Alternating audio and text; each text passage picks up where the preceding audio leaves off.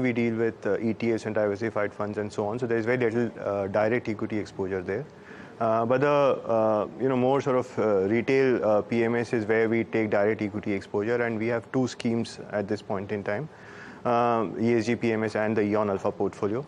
But I think the overall, the overarching principle for us is that, as you've seen so much of flows into mutual funds, what's actually happened is that the investable universe on the mutual fund side has started to shrink because, several of these small companies, you can't invest, let's say, in a large fund because there is not that much of free float available. Or even if, these are like, think about 1,000, 2,000 crore market cap company, it becomes very difficult to get a decent exposure there in a large mutual fund scheme. But alternatives and PMS is where you have relatively smaller sizes, and to that extent you can buy these stocks and concentrate to the extent that you want. The other thing is, then as you go down the market cap spectrum, there is research arbitrage that's available, right? So a 2,000 crore company, if it's not worthwhile for a large institution to bother about, then a lot of sell-side analysts, etc., also tend to ignore these names. And which is why there is a research arbitrage there, that if you spend the right energies and efforts, then you can create a differentiated view on that company versus a large company which is covered by, let's say, 100, 200 analysts across the world. So this combination where there are several unexplored names where there is research arbitrage available, and your ability to express yourself freely across the market cap spectrum means that we typically run portfolios where we don't necessarily have to bother about the market cap. So a good large cap is as lucrative for us, but a good small cap is even more lucrative to us because of this research arbitrage element, and which is why the portfolios that we run usually tend to be a little more skewed towards mid and small caps. That said, these are multi-cap mandates. So to that extent, I don't have to ignore a large cap if I like it. But if you just think of it in number terms, there are 100 large caps by SEBI's definition, 150 mid caps, and there is at least 1,000 odd decent small caps out there. So if you have to randomly create concentrated portfolios, which is what we usually do on the PMS side or even for AIF, then you are just looking at 20-25 holdings at any point in time. And to the extent that there, just 10% of, let's say, the top 1,000 companies is large cap, 15% is mid cap, and another 75% is small caps, there's a good chance that, if you're just long-term in nature, bottom-up driven, and creating a portfolio of 20-25 stocks, you will end up with a disproportionate number of small caps, just sheer, numbers and base rates and probabilities. And which is why, and that's the skew that you typically see in our portfolios, that this is not as much as 75%, but let's say we are comfortable owning 40-50% of the portfolio in small caps and the remaining in mid and large caps. So it's very market cap agnostic. How do you look at liquidity? Because small caps have this liquidity issues. Even though if it's a 2,000 crores or 5,000 crore company, entry and exits are little, are price sensitive in that sense, right? Absolutely. So as a PMS and AF, how do you manage that kind of risk in your portfolio? Right. So there are 2 or 3 aspects to this. I think the first aspect, as I mentioned earlier, is that versus a conventional mutual fund, AIS and PMSs, because they are nichely distributed, they tend to be relatively smaller in size. So that takes away that disadvantage to some extent. The second thing is that, we have access to one of the largest research teams in the country. So we have, 15 to 20 dedicated equity research analysts. And which is why, we spend a lot of time on the long-term fundamental merits of a company rather than focusing too much on here and now trends. And to that extent, in general, our positions are companies where we would typically want to be invested in 3-5 years or even longer than that. And which is why that sell decision or your ability to sort of keep moving in, moving out, and hence bother too much about liquidity becomes less relevant. I'm not saying it completely takes that away, but it becomes less relevant. And the third aspect is that to complement this large research and investment team, we also have an equally strong risk team in risk compliance and all those teams in place. And which is why there is a proper risk template that we follow for each of these funds, which takes care of the liquidity aspect as well. With respect to your total AUMs, what proportion of your AUM theoretically, if everyone puts in a redemption, can be liquidated in 10 days, 15 days, and so on. So I think that again acts as a check and balance that while we want to be flexible in terms of moving across market caps, we also are cognizant of that illiquidity risk. although as I said, it's less relevant here, but that risk template ensures that to whatever extent it's relevant, it's completely adhered to. You also have this institutional portfolio which is there. And within the institutional portfolio, while a large portion for pension funds and others is into debt, the equity portion is more into ETFs.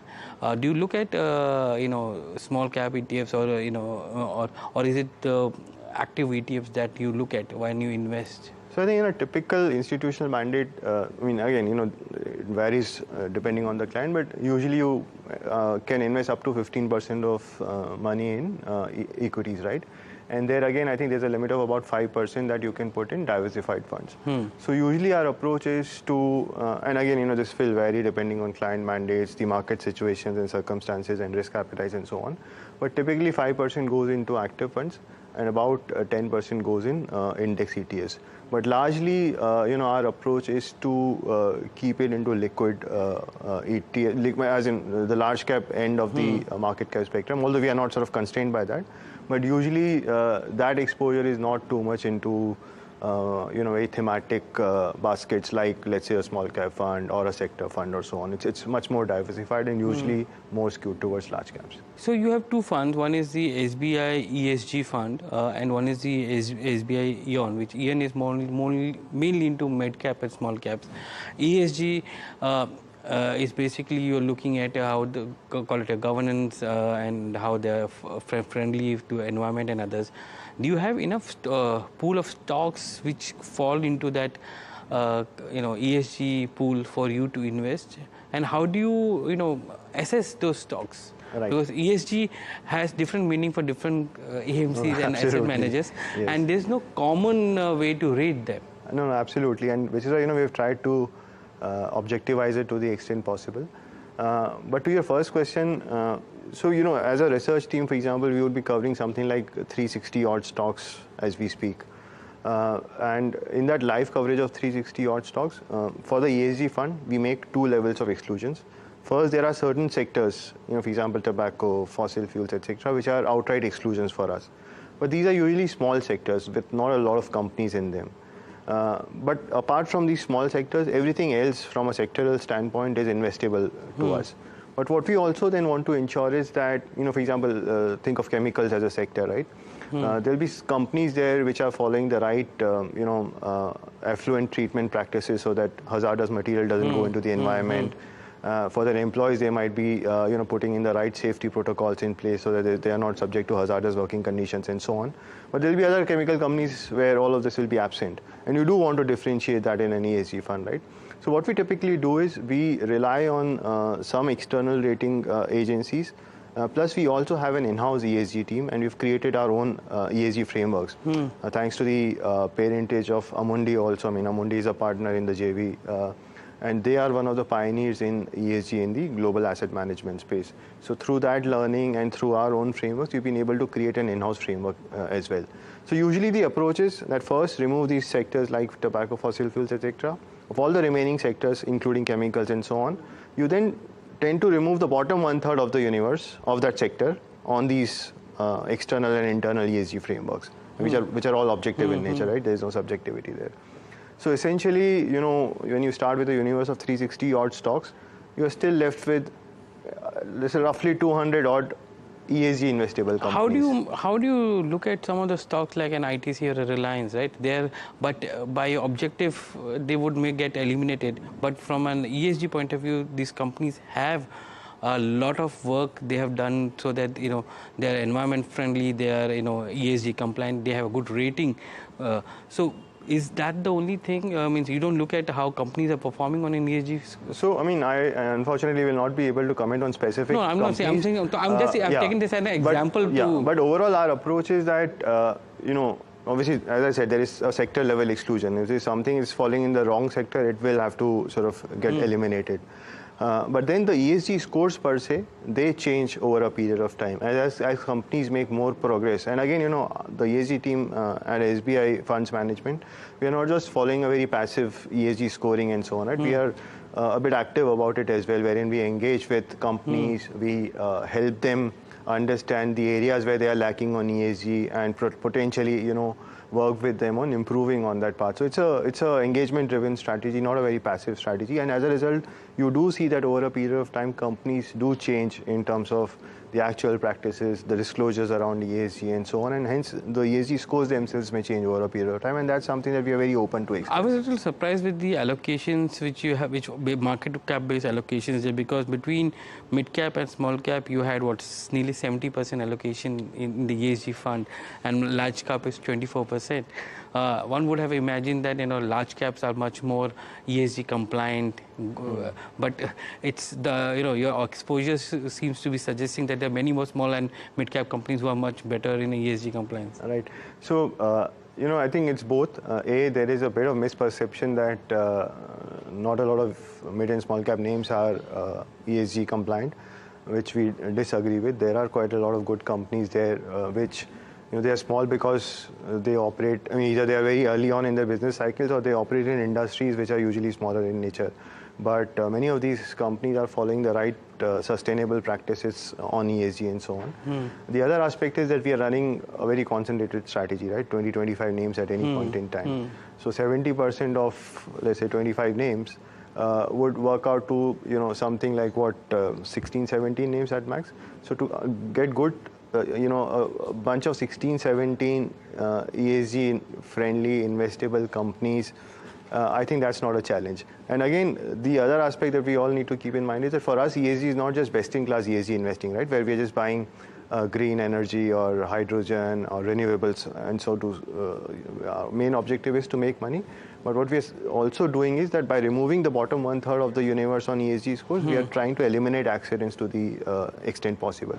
And this is especially important in the mid and small cap space, right? Because we all know that mid and small cap investing is supposed to be very lucrative. High growth rates, early business cycle, early on in their business cycles, decent valuations and so on, research arbitrage, etc. But there are also many accidents in the mid and small cap space, because not a lot of these companies are being run like institutions with a sustainable framework for growth in place.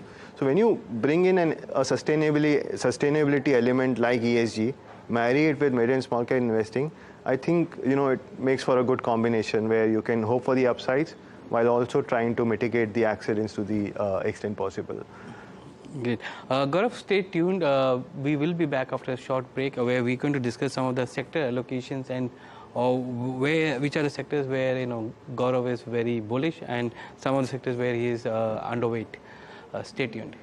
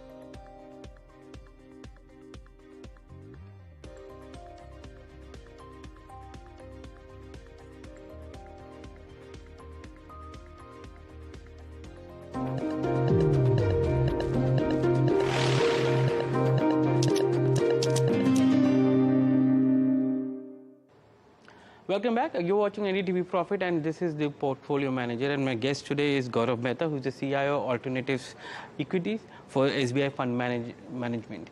Gaurav, what I see in your portfolio is that you have a high concentration of consumer discretionary. Can you give us an idea of why have you gone high bet on a consumer discretionary, and is there any sub sectors within which you are more invested there? Right. So I think what we tend to follow is a GICS sector classification, which includes auto and auto ancillaries in consumer discretionary. So I think the exposure that you see is comprised partly of auto and auto ancillaries and partly of pure discretionary.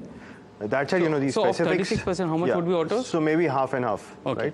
Right? But these specifics aside, I think overall, if you look at the GDP print, for example, you will see that investments has done well over the last 3-4 years, while consumption has lagged. And there have been plenty of reasons around that, including the high inflation and COVID hit and so on. But I think some of those factors have now started to recede. Inflation is coming off. It was a big pinch on real disposable incomes. So that pinch is now sort of starting to wane. But beyond the here and now, I think, we are at $2,300 per capita GDP at this point in time. And history from, economies have moved from $2,000 to $3,000 per capita GDP suggests that, you see a very disproportionate benefit on discretionary consumption. You're already consuming sort of hair oil and soaps and those kind of staple products, right? But your ability to spend on leisure, air travel, on, better health care, buy more sort of air conditions and so on. So I think all of that discretionary spend gets a disproportionate benefit when the per capita GDP moves from 2,000 to 3,000. So to that extent, I think we are at that stage as an economy where some of these categories can see a big fillip. So the here and now was unfavorable, but it's turning favorable because of inflation coming off. But the long-term structural story is as strong today as it has ever been over the past decade or two in India. So we continue to be very bullish on that as a secular theme. What about financials? Within the financials, are you bullish on certain segments of the financials? Yeah? So I think one aspect related to what I just said on discretionary consumption moving up as per capita GDP rises. The other aspect of per capita GDP rising is that as you earn more, you save more, you invest more.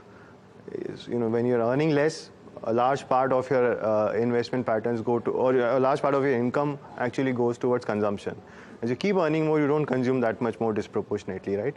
You do consume more discretionary versus staples, but then on an overall pie, your investments into savings and investment-related products also increases. So I think within financials, that's one bucket. Investment and savings-related plays, whether it's capital market and so on. Normal banks you're looking at. So even beyond banks, I'm saying, for example, capital market plays and so on. I think they also, for us, are structural investment categories. Banks, we have been very selective on, but I think after the massive underperformance that banks have seen, the valuations there have started to turn very reasonable, especially on some of the larger private sector names.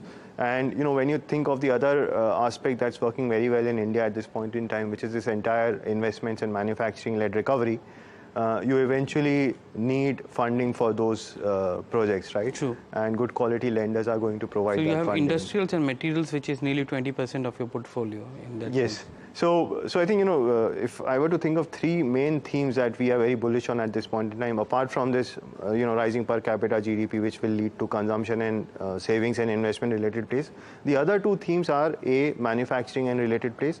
So some of these private sector banks in that sense become important because they sort of supply capital to this manufacturing-led growth.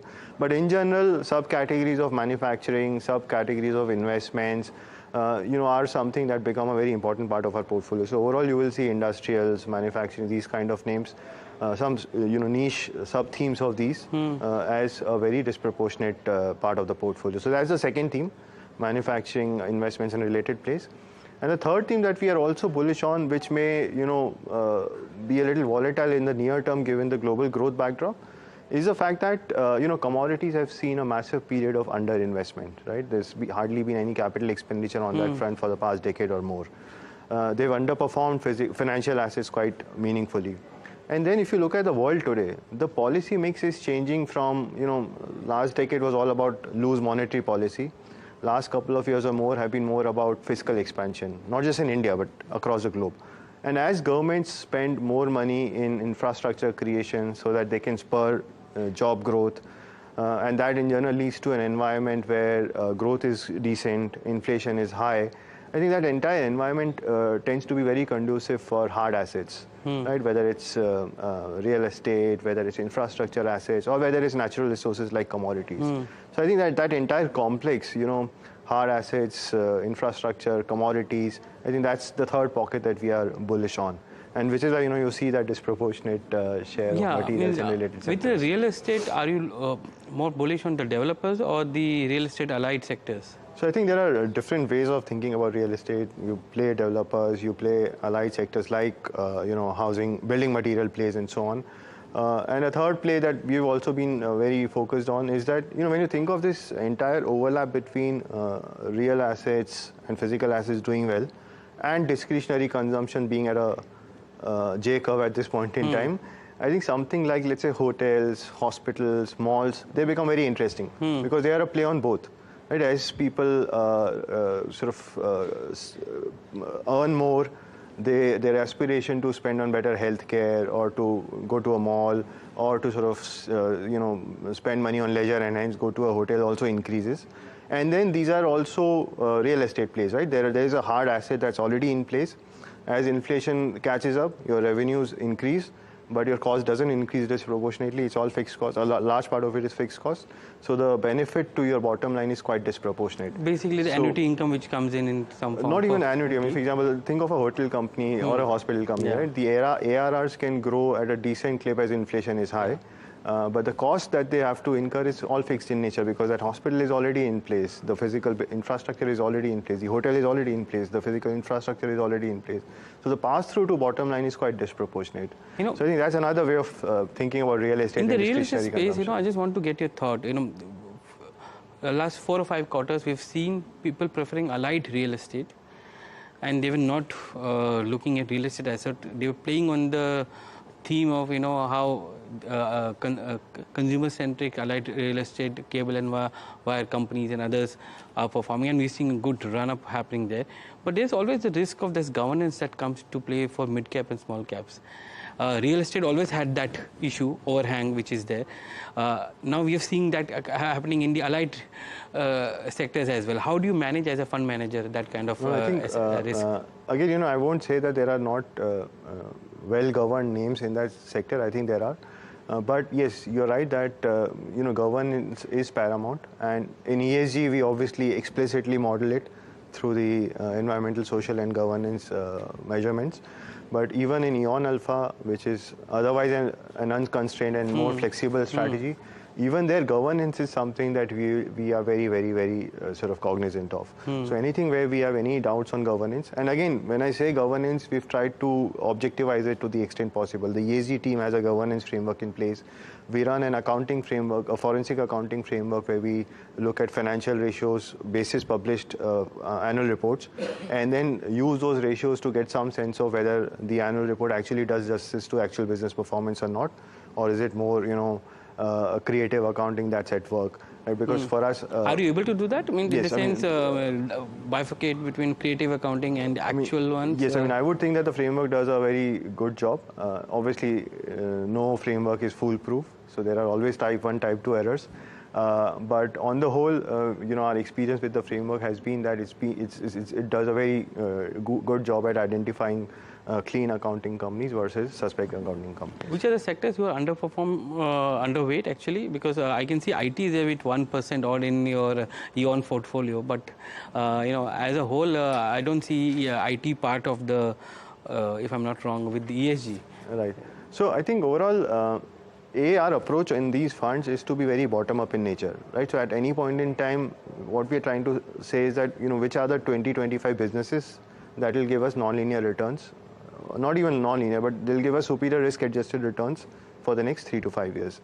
IT, unfortunately, at this stage is a name where from a earnings growth point of view, we can't sort of build in a 15-20% kind of a narrative on IT, because when you're just buying 20-25 names, you are looking at a high earnings growth expectation to begin with, which is not the case with some of the IT names at this point in time. Plus, from a valuation standpoint, I think IT stands at a point where valuations are already maybe ranging between 1 to 2 standard deviations above historical averages. And then when you think of the entire global narrative, right? Yes, you were expecting a recession 12 months ago globally. The economies have done relatively better, but the lagged impact of the policy tightness, to what extent will it lead to a global growth slowdown is yet to be seen. So to that extent, the macro environment for IT again doesn't seem to be very conducive. So all of those factors put together, the longer term 15-20% growth expectation being very difficult to find in a sector like that, the valuation still not being very cheap, and then still some headwinds from the global growth side. All of that, at this point in time makes us a little underweight on that sector. That said, for us, no sector is like a complete no-go. We are always active in trying to identify the next opportunity. But yeah, unfortunately, but it's a hard choice between return versus governance standard or ESG score. Thankfully, IT is a sector where governance has been less of a challenge. ESG scores are usually but returns high. Are not coming. Exactly. So, and as I said at the beginning, right? I mean, our objective is not to buy something because it's high up on ESG, right? We want to generate returns, and which is why we want to eliminate suspect ESG companies. But from the remaining universe, and thankfully to the extent that you're only creating portfolios which are 20-25 stocks in a go, so you can afford to be very, very selective. Gaurav, it was a pleasure talking to you today. Thank you for joining us on the Portfolio Manager. Thank you, my pleasure. Thank you for joining us on NDTV Profit.